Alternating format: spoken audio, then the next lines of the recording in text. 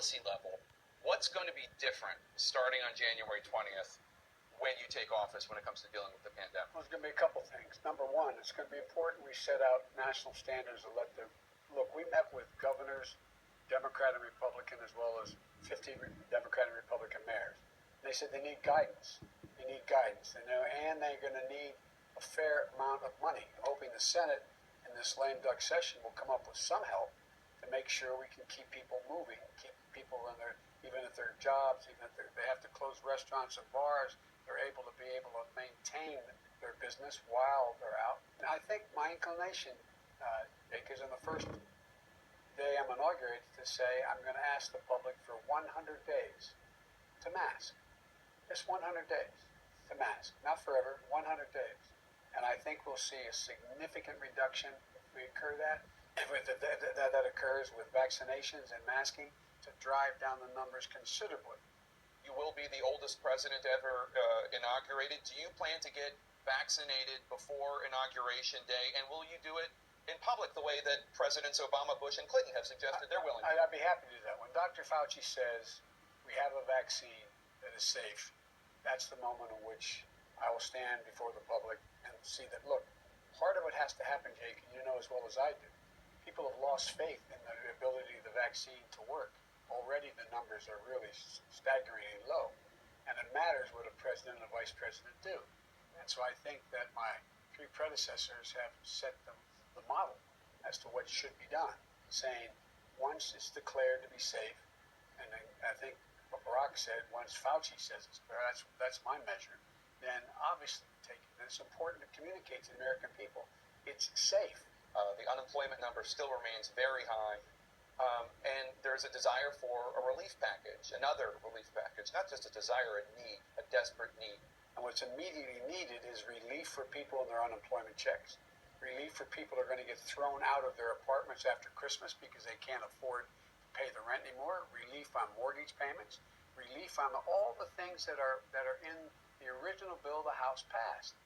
Madam Vice President, Vice President Pence right now is leading the COVID-19 task force. Are you going to continue that position? What will your specific portfolio be? And how do you plan on working with your new boss? Will you have weekly lunches? Will you be the last one he speaks to before he makes a decision, as then Vice President Biden did with then President Obama? How do you see your role? Yes. Yes to all of that? So COVID task force, weekly lunches. I'll take the last point first, which is if the future is determined in any way based on what has been happening, we are full partners in this process. And I will tell you that the president-elect has been, since the first day he asked me to join him on the ticket, been very clear with me that he wants me to be the first and the last in the room. And so on every issue that impacts the American people, I will be a full partner to the president-elect and the president. And whatever our priorities are, I will be there to support him and support the American people. There's not a single decision I've made yet about personnel or about how to proceed that I haven't discussed it with Kamala first. That's true. What has been, she was one of your fiercest competitors in the early days of the primary. And now she and Doug Emhoff, which, by the way, is he the second gentleman? Is he the second dude? What should we be calling him? Well, I think that the term has evolved into the second gentleman. The second gentleman. Yes, okay. yes, I like yes. second dude, but I will defer. I think some of his friends are inclined to say that. But you'll call him the second gentleman. No, I'll call him honey. You'll call him honey. Okay. Do you think, given George Floyd, Black Lives Matter, the social justice issues, the criminal justice reform issues, that a black attorney general would be the right direction? Look, I'm going to be announcing the remaining 15 members of the cabinet. The first 8 members are the most diverse cabinet anyone in American history has ever announced. There are three white men. There are 3 men. There are 5 women. There are 5 people of color, 3 white people. I mean, this is going to be an incredibly diverse. I'm going to keep my commitment that the administration, both in the White House and outside in the cabinet, is going to look like the country. I promise you, you'll see the most diverse cabinet, representatives of all folks, Asian Americans, African Americans, Latinos, LGBTQ, across the board. Last month, Senator Bernie Sanders told the Associated Press it would be, quote, enormously insulting if your cabinet, the Biden-Harris cabinet, ignored progressive voices. Who would you point to now as a leading progressive voice in the cabinet? Well, we're not done yet, Jake. So we're not even halfway there. So I think that we should have this conversation when we're done. And there's a number of progressives that are you know, what I think people are saying is, a lot of people are saying, am I going to pick some very, very prominent and well-known progressive who sits in the House or the Senate right now? As close as everything is in terms of the House and the Senate, they are tough decisions to make. To pull somebody I'm going to badly need out of the Senate, and we now don't reelect or have an appointment of somebody who is a Democrat. And so it is, I think people are going to see, not only at the cabinet level, but the sub-cabinet level, there's already people we've appointed, and we'll appoint many more. But it is not, again, I understand the push. I truly understand the push. Many Republican senators, including Senate Majority Leader Mitch McConnell, have not even yet told you to congratulate you or said publicly that you are the president-elect. Just acknowledge basic reality. You have retained and remained optimistic about your ability to work with McConnell. Why have you not yet spoken with McConnell? And how can you be optimistic about working with a group of individuals who have not even yet acknowledged that you're the president-elect? Oh, I say this tactfully. You don't have to be tactful. No, I do, because I don't want to. There have been more than several sitting Republican senators who privately called me, congratulate me.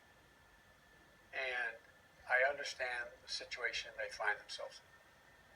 And until the election is clearly decided in the minds where the Electoral College votes, they get put in a very tough position. You're still confident? Yeah, no, look, it's going to be hard. I'm not suggesting it's going to be easy.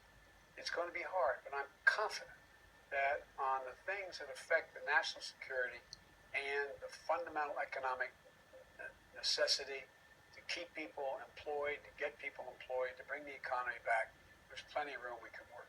You, too, have proposed an ambitious climate agenda. You've named John Kerry as your climate envoy. Realistically, any significant change is going to be an uphill battle with such a closely divided House and Senate, no matter how the Georgia runoffs go. What can you do that will both genuinely address the issue and won't just get reversed by the next Republican president, will actually be legislative? No, I agree with you. Our agenda is pretty progressive, and some might call it ambitious, but we, the American people, and frankly the world, can't afford anything less. The clock is ticking rapidly on this issue, and the president-elect has made it very clear that we are going to approach this in a way that we know the vast majority have so much more in common than what separates us.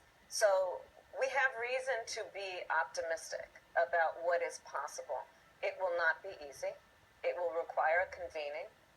But as the president-elect always says, look, this, as much as anything, is also about jobs. It's about investing in research and development. It's about investing in the American worker with jobs that are well-paying jobs, good union, well-paying jobs.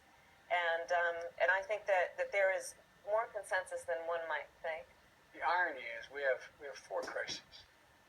First crisis is COVID. Second is the economic close to recession and maybe worse. The third crisis is the inequity that exists and the racial inequity that exists. And the fourth crisis is climate.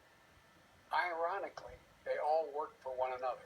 First time the American people looked out there and said, my Lord, I guess all those things I heard about, and even though I don't live in neighborhoods that have large black populations, I didn't realize police actually do those kind of things like I saw with George Floyd. Or say that, I met with, before I announced my climate plan, I knew what it would be. I went to all the major unions and said, guys, here's what I'm going to do, but let me tell you why it's in your interest. And so it's not so much people when they stop and everybody told me, even my own team told me 10 months ago, you're not going to get unions to go along with you. Well, yes, they are, because they now realize they're not going to be left out. And they are the way to grow the economy. President Trump is reportedly considering a wave of preemptive pardons for his adult children and for Rudy Giuliani. He's also floated the idea in private conversations, according to our reporting, of possibly pardoning himself, which he insists he has the power to do, though that has never been litigated. Does this concern you? All these preemptive pardons? Well, it concerns me in terms of what kind of precedent it sets and how the rest of the world looks at us as a nation of laws and justice. Look, our Justice Department is going to operate independently on those issues, that how to respond to any of that. I'm not going to be telling them what they have to do and don't have to do. I'm not going to be saying go prosecute A, B, or C. I'm not going to be telling them. That's not the role. It's not my Justice Department. It's the people